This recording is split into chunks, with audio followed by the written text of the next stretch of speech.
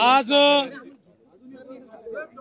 अतिशय आनंदाची गोष्ट आहे की प्रधानमंत्री आवास योजनेच्या अंतर्गत यावर्षी आपल्याला केंद्र सरकारने 6.5 लाख घरं मंजूर केली होती। ते टार्गेट वाढवण्यात आलेलं आहे। अतिरिक्त 13 लाख घरं आपल्याला देण्यात आलेली आहेत।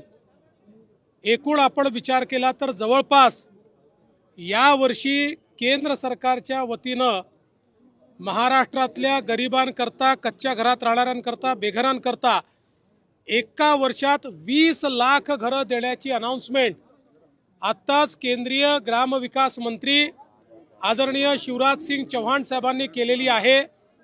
महाराष्ट्राला मोदी सरकारने दिलेली ही अत्यंत मोठी भेट आहे आणि देशाच्या इतिहासामध्ये कुठल्याच राज्याला आजपर्यंत एका दिवसात किंवा एका वर्षात इतकी घरं मिळालेली नाहीत। ती 20 लाख घरं आपल्याला मिळालेली आहेत।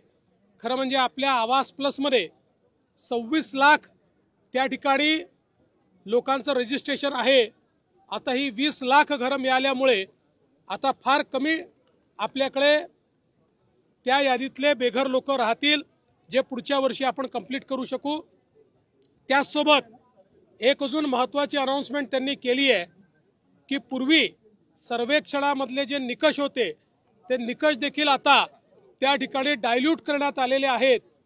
ज्यांची नावं सुटली होती आणि जे खरे बेघर आहेत, मग ते शेतकरी असो, महिला असो, अशा सगळ्यांना नव्या सर्वेक्षणामध्ये त्या ठिकाणी इन्क्लूड करण्यात येणार आहे। ती जी यादी बनेल त्या यादीतल्या लोकांनाही येत्या 5 वर्षामध्ये घरं द्यायची हा निर्णय माननीय मोदीजींनी केलेला आहे आणि तोच संकल्प आज शिवराज सिंग चौहान साहेबांनी या ठिकाणी सांगितलाय।